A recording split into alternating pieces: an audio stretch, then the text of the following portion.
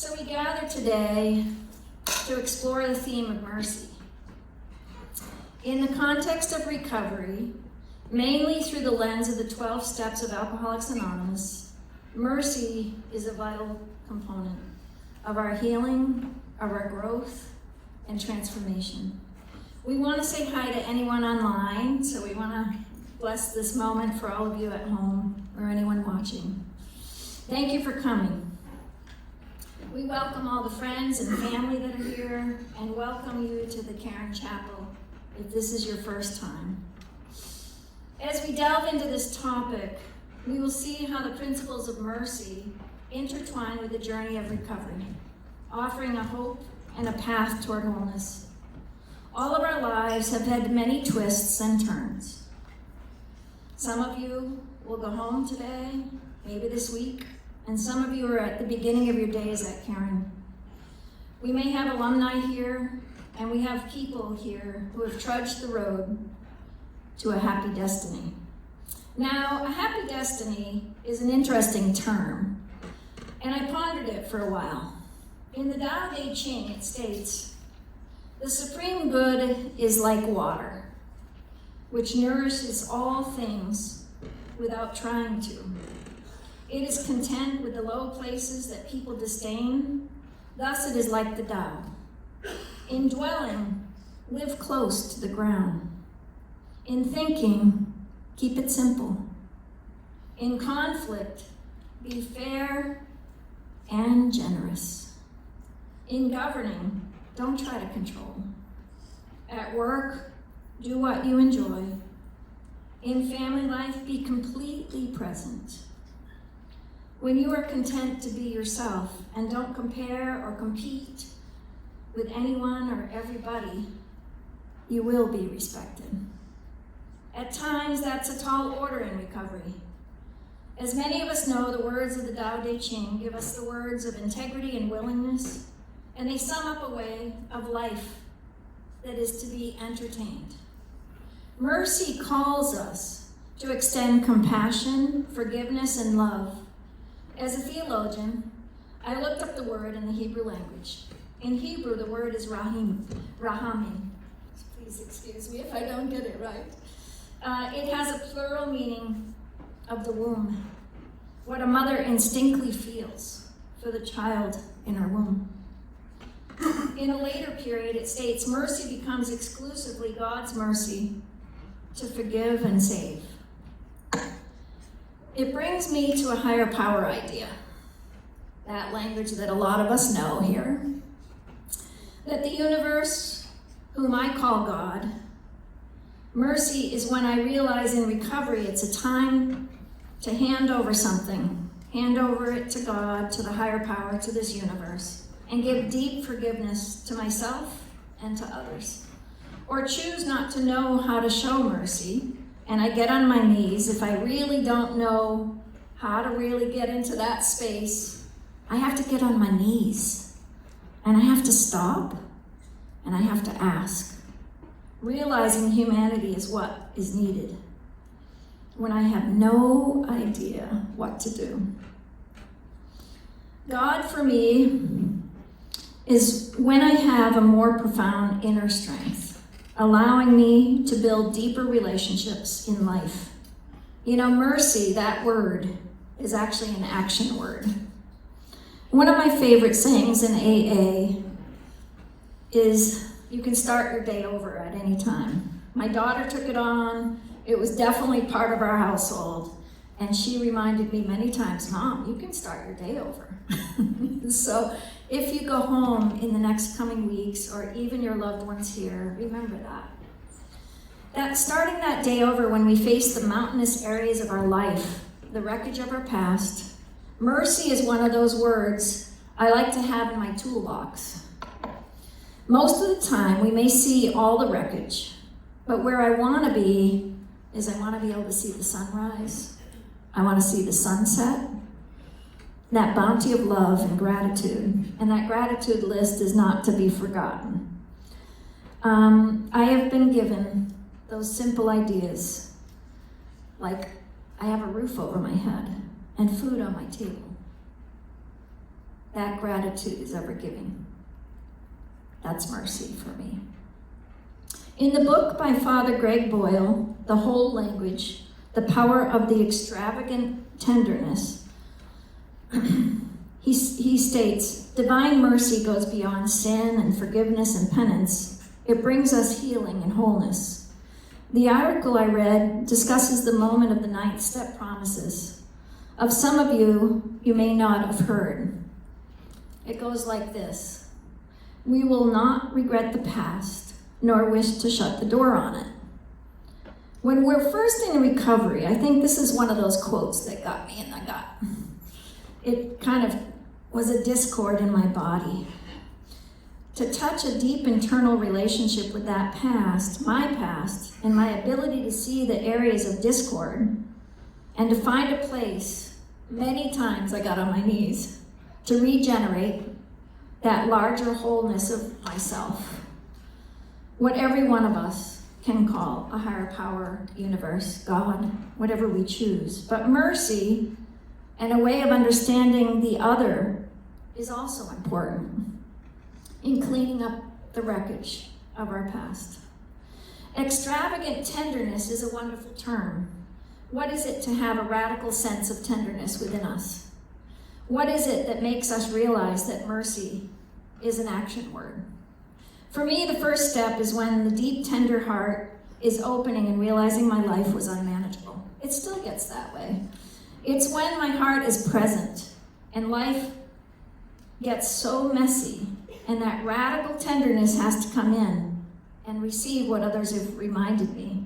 Those words, those radical terms that we have, think, think, think, you know, all the different areas of AA and all the different areas that we've been taught here at Caron. That's when mercy really helps me get on my knees. Sometimes pray, sometimes just ask my higher power just to help. I need help sometimes. I don't know about you.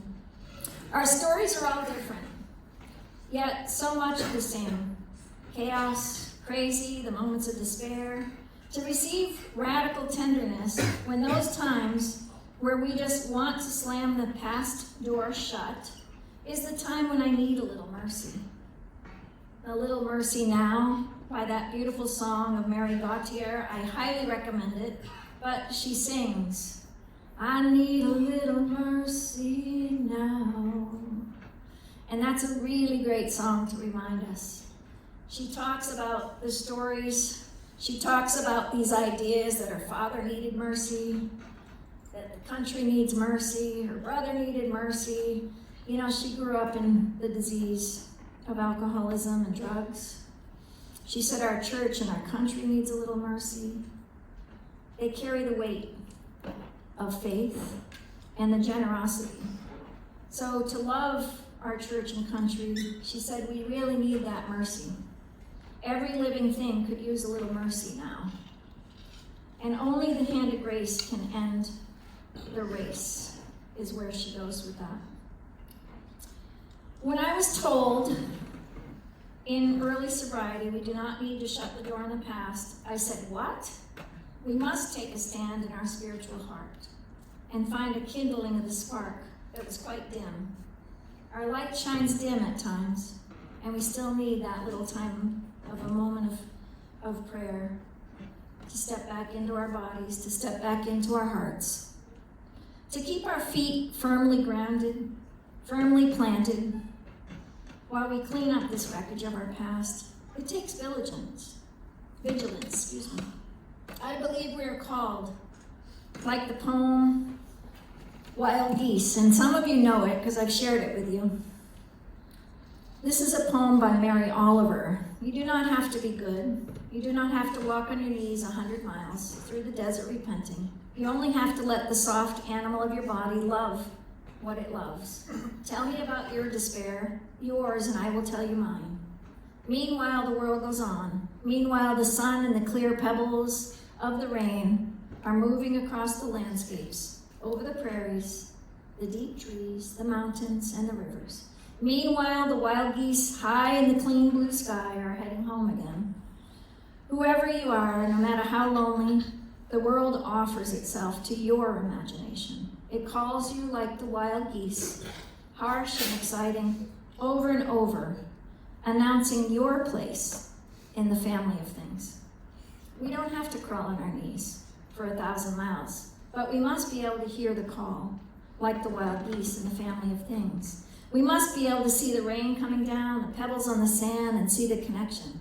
We must step into our past occasionally and open it and spin it around and put it back in the heart, in the mind, in the spirit, and find a place that helps us to open to mercy, to find that place that reminds us to keep it clean.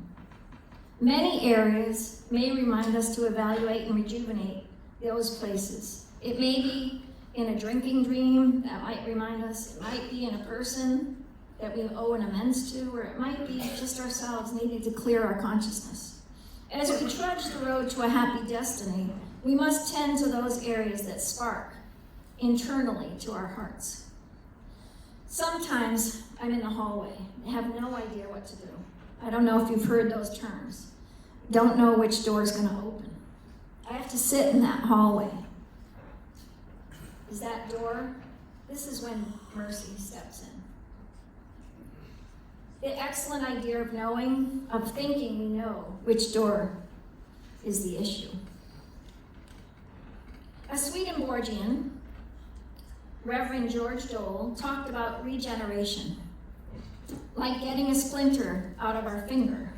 When we get a splinter in our finger, it's one of those splinters that might be really deep, and we're not sure whether we should go get the tweezers. I might want to just leave it in for a while and let it fester. I might want to hold on to those resentments, the areas of our life that take a connection, that stop connection, and let a little mercy in. Because that moment when that splinter festers, we are going to get infected. In Alcoholics Anonymous, I was taught to call another alcoholic in those moments. When I am in these areas, I either go to a meeting, or I sit down, I read a piece of literature, and I know if I get a splinter and it's deep in my finger, I better call a family member to hold my hand, hold the finger, and get the tweezers and get it out. If I let it fester, it will not get better. The analogy George Dole gives to this idea that he shares in his book, Sorting Things Out, he moves the conversation about pleasure. We do not want short-term pleasure, like keeping the splinter in because it's going to hurt to get it out. We don't need a quick fix. That doesn't bring much joy. But leaving the splinter in, it's going to hurt. But as we enter the time of merciful compassion for ourselves and for others, a solution to get the tweezers and get it out is a long-term gain, and it's an eternal fix, a long-term peaceful action. In Webster's dictionary, mercy is a way to understand forgiveness towards the other. Being merciful is when an individual shows mercy or relieves another from suffering. Having compassion and forgiveness is the radical tenderness. That radical tenderness is from our heart. We have to go from that head to our heart. When I was walking into the Chit Chat lecture, many times, I knew, which many of you have heard, it's one of those safe havens. It's one of those places at Caron that we open a safe space to let us heal. The 12 steps in their various states of healing also open that doorway to mercy and create safe spaces to explore, understand, and take action towards a renewed area of our lives. Our spiritual foundation that we build in recovery is a foundation based on mercy. It is also something that is freely given. The community and the support systems are being put in place to create hope that is trusting in the divine order and getting back to a life that's good, a good, orderly direction. A good, orderly direction is one of those places that walking over the crosswalk that Jack told me to do, I did every time. I didn't go down the road. Somebody reminded that's just good, orderly direction. creating a precious moment each day to bring us hope, to bring us out of those areas that restore us to sanity is almost believing in a power greater than ourselves that can restore us to sanity. Sometimes it's our brother or sister who picks up the phone and they call us. We take a moment and they can tell us, and we can be merciful and we can embrace the message. Sometimes it's us. Sometimes it's that moment of time for a hope of change. It is possible. We are worthy of that restoration. Emanuel Swedenborg, back to Swedenborg, was an 18th century scientist, a theologian, a mystic. Many people call him many different things. Bill W.'s wife was a Swedenborgian. As we share what he talks about mercy, it comes from a higher power called God. The charity and love given to the neighbor is this: the goodness of knowledge and love comes from God, a merciful God, the all-loving God. And please put whatever you choose, universe, higher power, whatever you choose to call God. You can be an atheist to even believe. A Swedenborgian that I adore is Helen Keller. In her book, Light in My Darkness, she says, good is like a flame which gives light and causes man to see, perceive, and to believe. She states, love is the inmost essence of man, woman. Spiritual thought, no matter what tradition you follow, is a language. And sometimes we don't fit into that language, and sometimes we fit. She talks about regeneration and how we must come to change, that we begin with our own consciousness and our spiritual faculties. Here she states, there comes a day when your eyes are cleared and we see ourselves, our present environment, and the future in their true relations. The scales of selfishness fall away, and we look at our own life soberly. In step 3, we made a decision to turn our will and our lives over to the care of God. Mercy's like this. It brings us to honesty and accountability.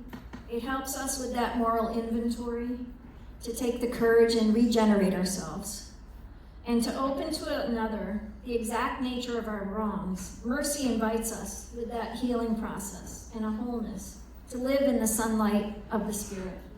As each of us takes that new step, and only in the day, it's one day at a time program, mercy and being merciful to one another are the sweetness of our own breath, our own gift, and our own soul. Parker Palmer, a Quaker and well-known theologian, states in his book, Let Your Life Speak, go far enough to the inner journey, they all tell us. Go past the ego toward true self, and you end up not lost in narcissism, but returning to a world hearing more gracefully the responsibilities that come with being human. Weaving our lives back together sometimes takes one stitch at a time, looking at the color of that stitch, seeing it sewn into a pattern, and then rip it out sometimes if it doesn't work. If you have to pick up a new color and then create a new weave and a new focus of how the pattern fits into your life, do it. Connect it into the most beautiful tapestry of your life. We must lead our way to our own pattern in our life. Leadership, Parker Palmer states, we are all about community. When we live in the close-knit ecosystem called community, everyone follows and everyone leads. Everyone follows and everyone leads. Our own ecosystem can pick up a new thread and weave it into the tapestry of our lives, but as we know, recovery is essential. It takes connections to see the whole pattern. When we look at our own ecosystem and the places within us, I love to look at the beautiful nature and take a moment to enter. Swedenborg mostly wrote in Latin. One of my favorite Latin terms is nunc licet. It means you are permitted to enter. This means, in Swedenborg's eyes, you are now permitted to enter into the mysteries of faith. For me, those mysteries are all around us. If we open our ears, our eyes, and the senses to all that's around us in God's creation. This time of year, the buds are starting to drop faster. The seasons of time each of us know, and as we see nature in her glory with her new season, I love to look at the flowers. We have a farm not too long and not too far from here, and our farm is filled with blossoming flowers. It's so present in that moment. But then I looked at those buds. There were little buds, small buds, big buds, all over. In the sun's warmth, a bud is like a small part of us. It is new. It's restored and renewed. And like the last summer rain, it rejuvenates the areas and needs to be sprinkled with that holy water, which I would say from God. The bud appears and it grows more buds on any given plant. Many of the buds of our personal growth enter a new growth, new ways of seeing, hearing, listening, as you will, and you will see. And some of the areas we grow, and some of them are small. And remember, it's progress, not perfection. Those little moments when we see the areas where we need growth, our past areas where we don't want to let go, our personal places, the radical tenderness, and the old ways fall away. And sometimes they don't need to live in us anymore. God grows in us, and regeneration happens. Where we cannot grow ourselves, this is mercy. We come from many memories that may not be helpful. We come from many areas where those buds are trying to open and just can't. Opening up to our brothers and sisters, asking for help, deepening our understanding of love and understanding, going to another meeting. Those are all those areas. But if you can just open just a little bit, I promise you'll bring a new bud. You'll bring a new opening to your own heart and your soul. The earth holds us in her arms, and our roots grow deeper. Our soul reaches toward the sun, each time a sweet melody, a sweet prayer, a sweet moment in time, when we know that the heavenly bodies call us forth. So much is surrounding us at this time and place. Right now, when our flower bursts open, it may be a special new life that you're born into, that we're born into, that our brother and sister is born into. And our branches and those small parts of us that don't feel real sturdy get help. We start opening to the other, the new part of us, and it can be help. It can be merciful from us or the other. And then there are the times when our own regeneration's a new color. We try it on, a new shade, a new understanding. Sometimes that understanding is sometimes the words we speak. Those words sometimes are not in that language that we can hear. Sometimes words hurt us, sometimes our words hurt others. But if I sleep and eat and listen closely, it's those times that I can feel mercy, and I feel like the healing, that new color abounds. And it abounds and surrounds you. And the seeds bloom. And you have that soil to hold you, to come up out of. As a healer for many years, touching many friends that have had trauma, that have had recovery, I share with you that we must find the entire story within the other. We must listen attentively to the other. We must speak and find new meanings. I am so grateful for the times God shared deep wisdom about his love with me and others. So take that private time, take that moment of time for yourself. It gets busy here at Caron, as we all know. Sharing that light and truth of what love is for them and that other person, and for you yourself. When you speak the word, there are so many areas we are misunderstood.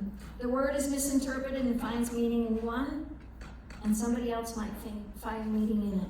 So many different meanings, translations, and understandings as soon as we speak. It's a new language we open to. For me, this is mercy.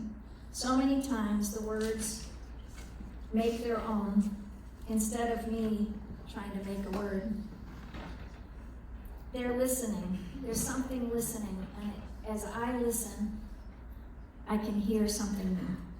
May we listen attentively when the other speaks and find new meanings.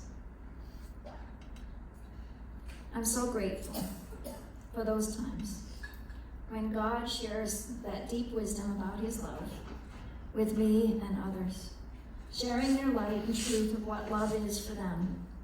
When we hear despair in the other, even when it comes to us or at us, we must see the wounds of eternity, those peaceful moments that will last for eternity, not the short fix. The opening of compassion, the care, and the softening. If we can soften around another's pain, we can be blessed to hear the true meaning of love. We can heal with our souls. We know the roots have been given, and yet the deep call of heaven keeps us and regenerates us and helps rejuvenate. Here in our blooming, here in our personal flowering, it's here when each of us and our seeds bloom. I think a lot of you can accept that today. I've seen so many eyes open, so many places, and so many moments in time. It's a posture of dependence upon something greater than us. It's a gift to ask and to see and to acknowledge and to understand that merciful presence of something greater than ourselves, something restoring us. So as a closing message today, I would love to give thanks to all of you who have walked upon the Caron land. I want to give a moment to just close our eyes for one more minute, drop in, and give thanks to all that's seen and unseen, and all that you've been given, now and forevermore. Amen.